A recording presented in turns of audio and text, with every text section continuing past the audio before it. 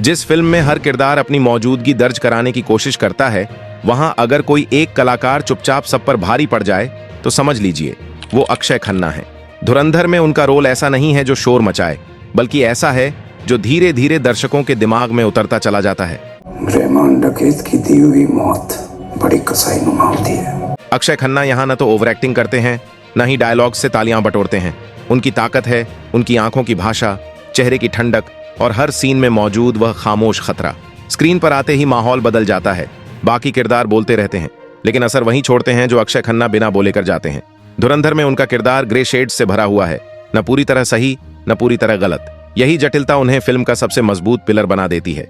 कई सीन ऐसे हैं जहां बड़े नाम, भारी बैकग्राउंड म्यूजिक और तेज डायलॉग्स भी फीके पड़ जाते हैं, क्योंकि अक्षय खन्ना सिर्फ अपनी मौजूदगी से सबको अकेले खा जाते हैं। ये रोल याद दिलाता है कि असली अभिनय चीखने में नहीं, कंट्रोल में होता है। लेकिन सवाल यह है, क्या वाकई उनका किरदार उतना सीधा है जितना वो दिखता है, या फिर धुरंधर की असली चाल, असली खेल और सबसे बड़ा ट्विस्ट कहीं अक्षय खन्ना ही तो नहीं? यही जानने के लिए आपको ये वीडियो आखिर तक देखनी पड़ेगी। धुरंधर में अक्षय खन्ना का किरदार केवल स्क्रीन पर मौजूद नहीं है, वह हर सीन की दिशा बदल देता है।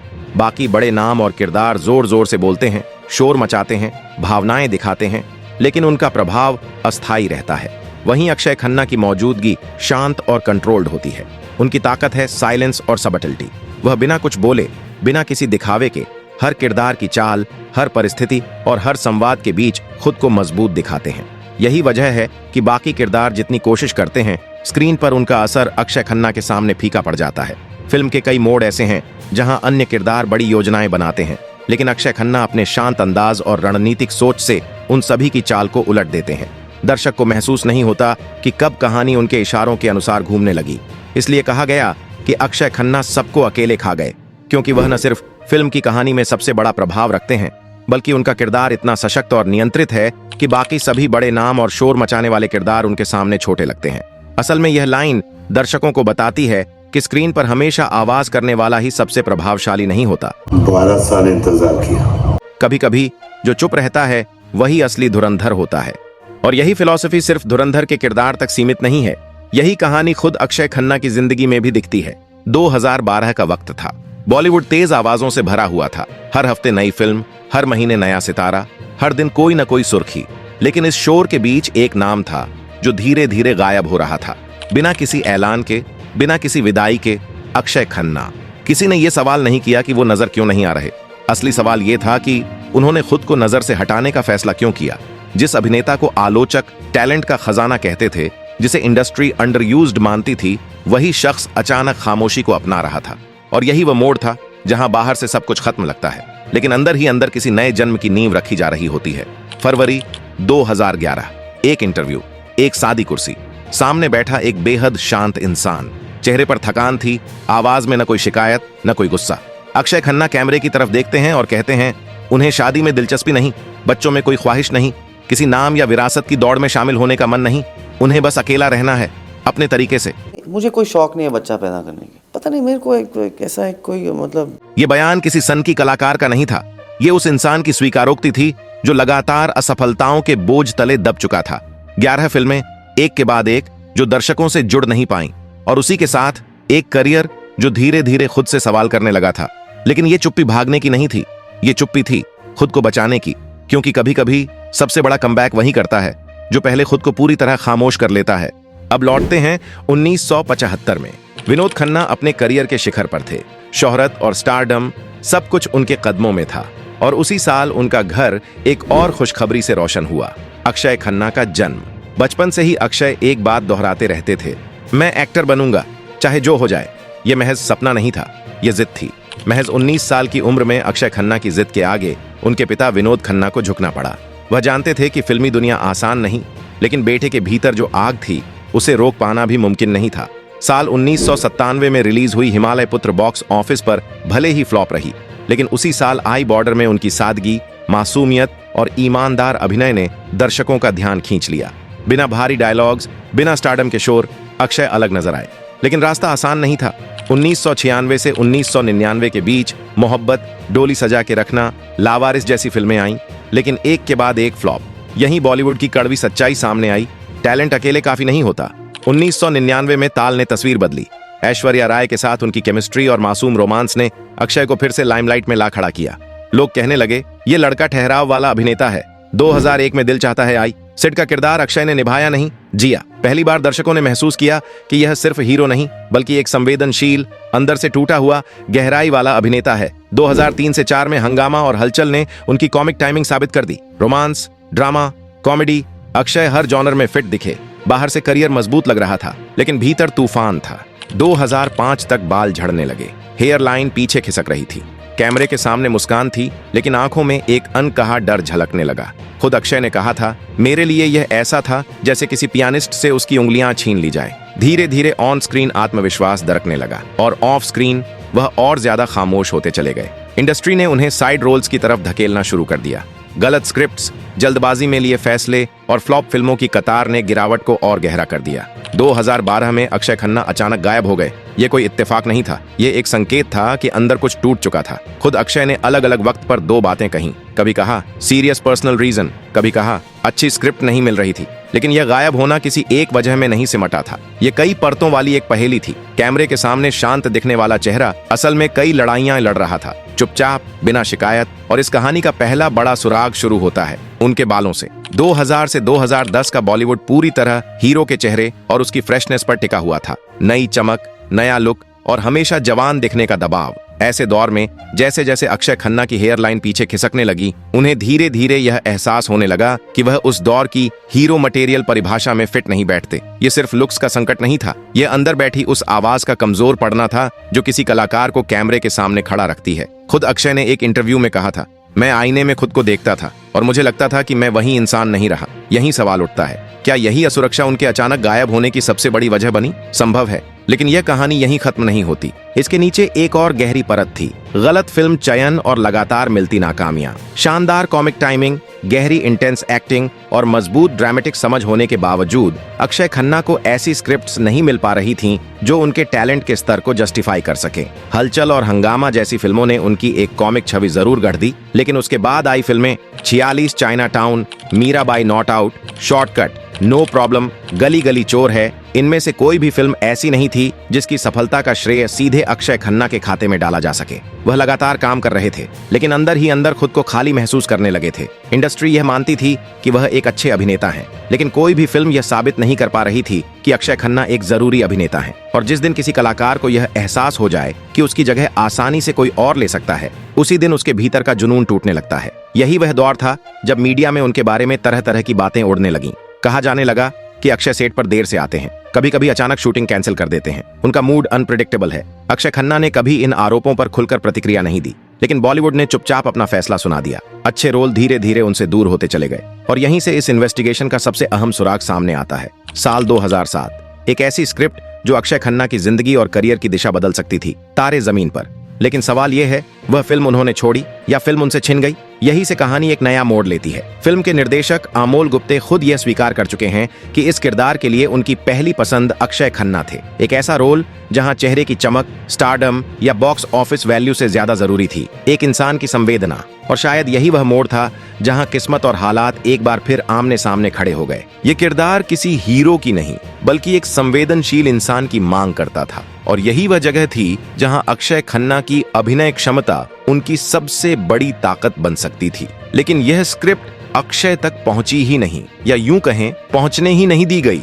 खुद आमिर खान ने बाद में कहा कि अमोल गुप्ते चाहते थे कि यह रोल अक्षय निभाए, लेकिन स्क्रिप्ट आमिर को इतनी पसंद आई कि उन्होंने इसे खुद करने का फैसला ले लिया। और यहीं से यह फिल्म अक्षय खन्ना के करियर की सबसे बड़ी मिस्ड अपॉर्चुनिटी बन गई। तारे जमीन पर ने आमिर खान के करियर की दिशा बदल दी, लेकिन अक्षय खन्ना के करियर को स्थिर करने का मौका बिना मिले ही हाथ से निकल गया। इस वक्त अक्षय के सामने 3 साफ साफ परतें थीं। पहली, बाल झड़ना और उससे जुड़ा आत्मविश्वास का टूटना। दूसरी, गलत फिल्मों का चुनाव और लगातार नाकामियां। तीसरी, एक करियर बदल देने वाले मौके का यूं ही हाथ से निकल जाना। लेकिन चौथी और सबसे गहरी परत अभी भी छुपी हुई थी, अकेलापन।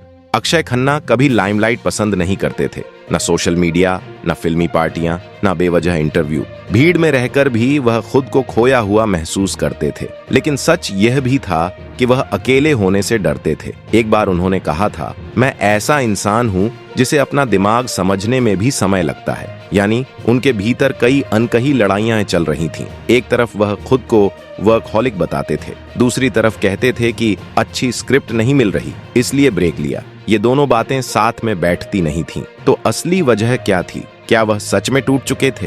क्या उन्हें इंडस्ट्री से दूरी चाहिए थी? क्या उन्होंने अपनी पहचान खो दी थी? या फिर वह किसी ऐसी निजी समस्या से जूझ रहे थे जिसे दुनिया के सामने रखना जरूरी नहीं समझा? इन सवालों का जवाब हमें उस दौर में मिलेगा जब अक्षय खन्ना ने अचानक सब कुछ छोड़ दिया और खुद से लड़ने के लिए अकेले निकल पड़े। इन तमाम सवालों ने अक्षय खन्ना के गायब होने को एक रहस्य बना दिया। 2012 में अक्षय खन्ना अचानक गायब हो गए। ना इंटरव्यू, ना पब्लिक अपीयरेंस, ना फिल्में, और सबसे चौंकाने वाली बात, लोगों ने पूछना भी बंद कर दिया। ये गायब होना इतना सीधा नहीं था, क्योंकि जब 5 साल बाद वह लौटे तो एक ही सवाल अचानक सबके सामने खड़ा हो गया। अक्षय, आप इन 5 सालों में कहां थे? उनके जवाब ने इस इन्वेस्टिगेशन को और उलझा दिया। Interview 1, serious personal reason. Interview 2, अच्छी स्क्रिप्ट नहीं मिल रही थी। 2 अलग बयान, 2 अलग कहानियां, लेकिन सच का आखिरी टुकड़ा अब भी गायब था। अब कहानी उस मोड़ पर पहुंचती है जहां अक्षय खन्ना धीरे धीरे दोबारा उभरते हैं,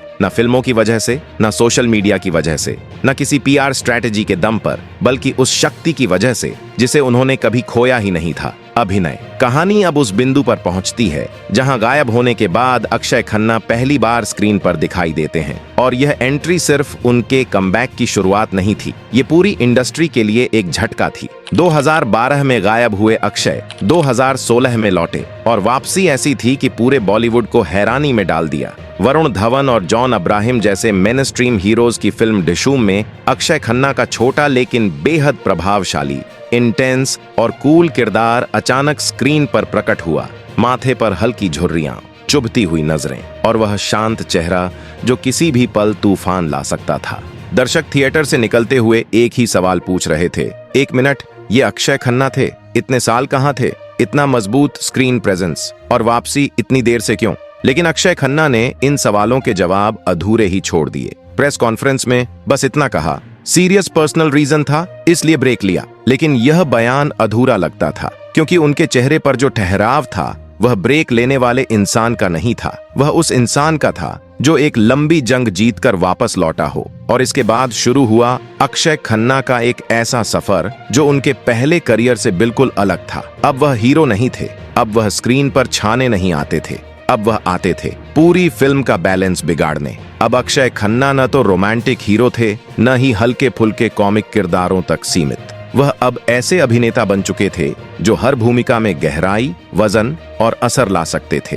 अक्षय खन्ना की वापसी किसी पुराने फॉर्म में लौटना नहीं थी, यह एक नए फॉर्म का जन्म था, जटिल, डार्क और इंटेंस किरदारों के मास्टर के रूप में। ऐसे किरदार जिनमें ग्रे शेड्स थे, खामोशी थी और अंदर तक जाती हुई परतें थीं। 2017 में मॉम उनके करियर का वह मोड़ बनी जहां उनकी प्रतिभा चुपचाप आग की तरह फैलने लगी। श्रीदेवी जैसी लीजेंड और नवाजुद्दीन सिद्दीकी जैसे दमदार कलाकारों के सामने भी अक्षय का शांत, तेज और सटीक अभिनय दर्शकों को साफ बता रहा था, वह लौट चुके हैं, और पहले से कहीं ज्यादा तैयार होकर। उनकी गंजापन अब कमजोरी नहीं रहा, वह ताकत बन चुका था। उनकी आंखों की गहराई अब डर का नहीं, एक खामोश खतरे का प्रतीक बन चुकी थी। जो स्क्रीन प्रेजेंस कभी कभी छुप जाती थी, अब हर फ्रेम में हावी होने लगी। मॉम ने एक साफ संदेश दे दिया, अक्षय खन्ना अब सिर्फ लीड रोल निभाने वाले अभिनेता नहीं, फिल्म को लीड करने वाले कलाकार बन चुके हैं। यह फिल्म सिर्फ एक सस्पेंस थ्रिलर नहीं थी, ये एक माइंड गेम थी।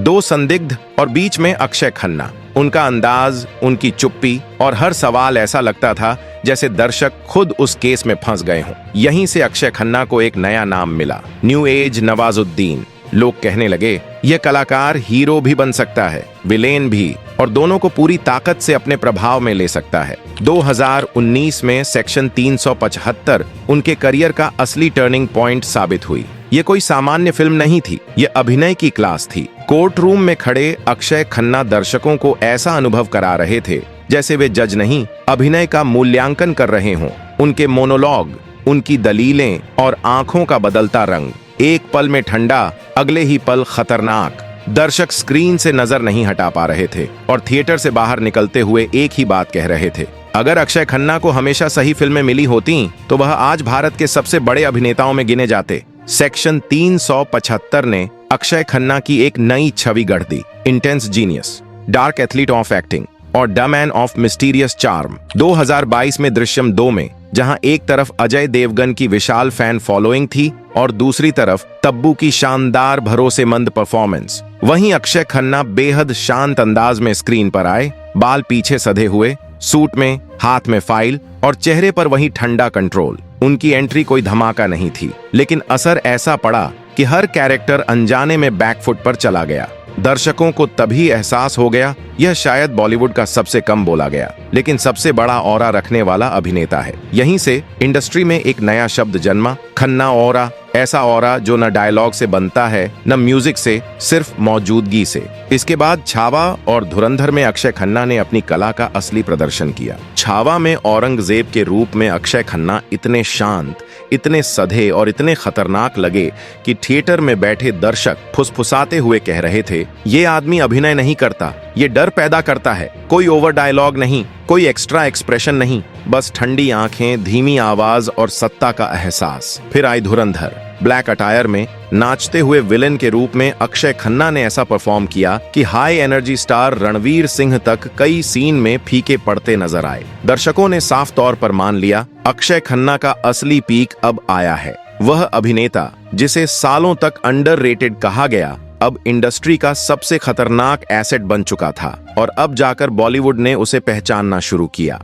इन सभी घटनाओं, टाइमलाइन, किरदारों और परफॉर्मेंस को जोड़कर एक ही सच्चाई सामने आती है, अक्षय खन्ना ने अपने अभिनय के दम पर वह स्थान दोबारा हासिल किया जो हमेशा से उनके हक का था। अक्षय खन्ना का गायब होना उनकी कमजोरी नहीं था, वह था आत्म सुधार और रिब्यूट। एक ऐसा रिब्यूट जो उन्होंने पूरी तरह अकेले किया, बिना मीडिया, बिना इंटरव्यू, बिना किसी बयान और बिना किसी सहारे। यह ब्रेक दर्द या निराशा से नहीं लिया गया था, बल्कि खुद को फिर से खोजने और तैयार करने की प्रक्रिया था। कुछ लोग ब्रेक लेते हैं आराम के लिए, कुछ मानसिक शांति के लिए, लेकिन अक्षय खन्ना ने ब्रेक लिया खुद को फिर से गढ़ने के लिए। और इसलिए जब वह लौटे तो वही इंसान नहीं थे जो गए थे। उनकी वापसी शोर से नहीं, शांति से हुई और यही शांति आज उनकी सबसे बड़ी ताकत है। इस कहानी से हम क्या सीखते हैं? पहला, हर प्रतिभा को सही समय पर पहचान मिलना जरूरी नहीं, लेकिन देर से मिला सम्मान अधिक स्थायी और मजबूत होता है। दूसरा, करियर में गिरावट अंत नहीं, बल्कि नए अवसर और दिशा की शुरुआत हो सकती है। तीसरा, एक कलाकार का सबसे बड़ा विरोधी दुनिया नहीं, बल्कि उसके भीतर का डर और असुरक्षा होती है। चौथा, सबसे प्रभावशाली कमबैक तब होता है जब कोई व्यक्ति खुद को भीतर से बदलकर लौटता है। अक्षय खन्ना की यह कहानी केवल एक अभिनेता की नहीं है, यह उन सभी लोगों की कहानी है जिन्हें कभी कम आंका गया, कभी नजरअंदाज किया गया और कभी गलत समझा गया, फिर भी उन्होंने हार नहीं मानी। आज अक्षय खन्ना सिर्फ एक स्टार नहीं, बल्कि एक संदेश बन चुके हैं। यदि आपके अंदर जुनून और आग है तो एक दिन दुनिया उसी आग की रोशनी में आपको पहचानने आएगी। अब सवाल आपके लिए है, क्या आपको लगता है कि अक्षय खन्ना का असली पीक अब आया है, या आने वाले वर्षों में वह हमें और बड़े सरप्राइज देने वाले हैं? अपनी राय कमेंट में जरूर साझा करें। ये सारी बातें केवल विश्लेषण हैं, अक्षय खन्ना या उनके परिवार की कोई आधिकारिक पुष्टि नहीं है। उन्होंने केवल सीरियस पर्सनल रीजन और अच्छी स्क्रिप्ट्स की कमी का जिक्र किया है। अगर आपको वीडियो पसंद आया हो तो लाइक करें, शेयर करें और सब्सक्राइब करें। हर सब्सक्राइब और लाइक हमें नई ऊर्जा देता है और हमें ऐसी रोचक कहानियां लाने के लिए प्रेरित करता है। धन्यवाद।